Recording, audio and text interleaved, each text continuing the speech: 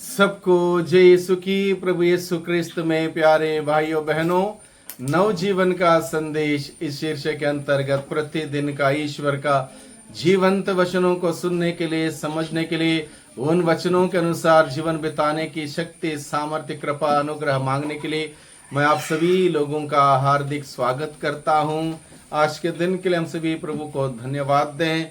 आज जून की 17 तारीख है, सोमवार है, और आज के दिन की मुख्य शिक्षा यही है, प्रभु यीशु की शिक्षा, अनोखी शिक्षा, जो आज तक किसी भी महापुरुष ने, किसी भी संतों ने, किसी व्यक्ति ने ये बात नहीं कही जो प्रभु यीशु ने कही। एक अनोखी शिक्षा, इस अनोखी शिक्षा को लेकर हम लोग आज के दिन में मनन चिंतन करने वाले हैं। और ये अनोखी शिक्षा है, प्रभु यीशु मसीह कहता है, तुम लोगों ने सुना है और कहा गया है, पूर्वजों के द्वारा तुम लोगों ने सुना है, कहा गया है, पूर्वजों के शास्त्रों में लिखा है।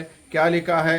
आंख के बदले आंख, दांत के बदले दांत, यानी कि बराबरी का हिस्सा। किसी ने आंख निकाल दी तो तुम उसके आंख निकाल सकते हो, दांत निकाल दिया, दांत निकाल सकते हो, यानी कि हिस्सा बराबरी का।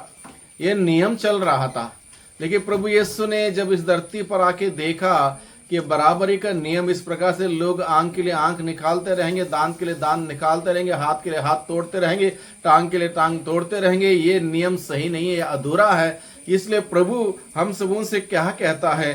परंतु मैं तुमसे कहता हूं, परंतु मैं तुमसे कहता हूं, दुष्ट का सामना नहीं करो। यानी कि किसी भी प्रकार से दुष्टता का कार्य ना करें, दुष्टता का सामना ना करें, दुष्टता में हम लोग उलझन में ना फंसें।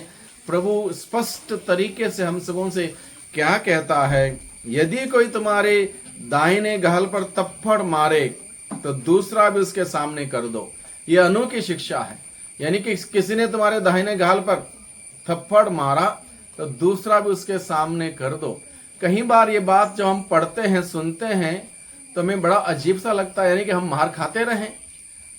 सबसे पहले हमें इस बात को समझने की जरूरत है, क्या कोई भी व्यक्ति किसी को दाहिने गाल पर थप्पड़ मार सकता है? अगर प्रैक्टिकली अगर आप करके देखें, कभी यह हो ही नहीं सकता। कोई भी व्यक्ति दाहिने गाल पर थप्पड़ नहीं मार सकता, क्योंकि जब मैं आपके सामने खड़ा हो जाऊं और मैं आपके दाहिने गाल में थप्पड़ मारना चाहूं तो मेरे लिए आपका बायां गाल होगा।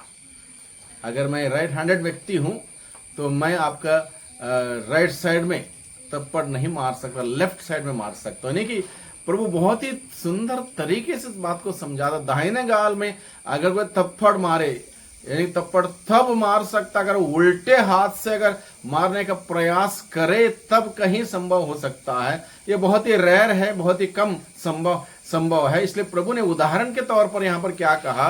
अगर कोई भी व्यक्ति तुम्हारे दाहिने गाल में थप्पड़ मारने जैसा कोई कार्य करे, तुमको ह्यूमिलेट करे, तुमको डाउन करे, तुमको परेशान करे, तुमको दुखी करे, तुमको पीड़ित करे, तो तुम उसी नाप से, उसी माप से उसको मत लौटाओ।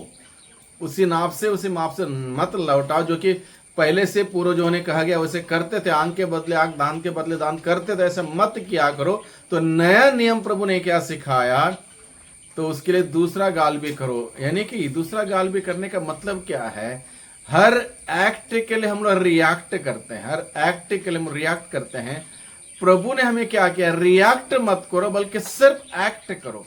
रिएक्ट मत करो, सिर्फ एक्ट करो। एक्ट करने का मतलब दाहिना गाल में आपको थप्पड़ मारा तो उस दूसरा गाल भी करना, वो एक्ट करना। एक्ट करना एक कुछ हम इस प्रकार से समझ सकते हैं, वो एक प्रकार के सकारात्मक पहलू है। यानी कि किसी ने आपको दुख दिया, तकलीफ दिया, पीड़ा दिया, लेकिन उसको आपने उस तकलीफ, दुख, पीड़ा को नहीं लौटाया, बल्कि एक एक्ट किया, एक क्रिया की। और क्रिया क्या है? उसको आपने दूसरा गाल भी दिखाया। और ऐसा करने पर हकीकत में आप मनन चिंतन करते देखें, अगला व्यक्ति वहीं पर वो अपनी गलती का एहसास करेगा, आगे किसी के साथ ऐसा नहीं करेगा। प्रभु ने इस प्रकार से सुंदर प्रैक्टिकल एग्जाम्पल हमारे सामने रखे हैं कि हम इसी प्रकार से किसी को भी चोट ना पहुंचाएं। अगर किसी ने चोट पहुंचाई है उसको रिएक्ट ना करें बल्कि एक्ट करें। ऐसा करने से वो हर प्रकार की दुष्टता वहीं पर समाप्त होगी, वहीं पर खत्म होगी। प्रभु यही हमें सिखाता है। इसलिए प्रभु ने कहा, यदि कोई तुम्हारे दाहिने गाल पर थप्पड़ मारे तो दूसरा भी उसके सामने कर दो। जब दूसरा करोगे वह व्यक्ति कभी जिंदगी में दोबारा नहीं मारेगा। जो मुकदमा लड़कर तुम्हारा कुर्ता लेना चाहता है उसे अपनी चादर भी ले लेने दो। और यदि कोई तुम्हें आधा कोस बेघर में ले जाए तो उसके साथ कोस भर चले जाओ। जो तुमसे मांगता है उसे दे दो और तुमसे उधार लेना चाहते हो उसे मुंह मत मोड़ो। ये प्रभु की अनोखी शिक्षा है, अनोखी शिक्षा है। प्रभु चाहता है कि हम इस बात को समझें, प्रभु की शिक्षा को सुने, ग्रहण करें, उसको अपने जीवन में अपनाएं, आजमाएं, उसके अनुसार जीने का प्रयास करें।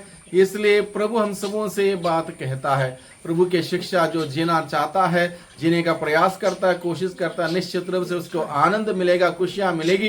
प्रभु के जीवन जीने से बहुतायत के आशीष और कृपा अनुग्रह हम सबों को मिलता रहेगा। वही प्रभु हम सबों को आशीष दें, बरकत दें, उसके वचन के अनुसार जीवन बिताने की शक्ति सामर्थ्य प्रदान करें। सबको धन्यवाद, सबको जय यीशु की।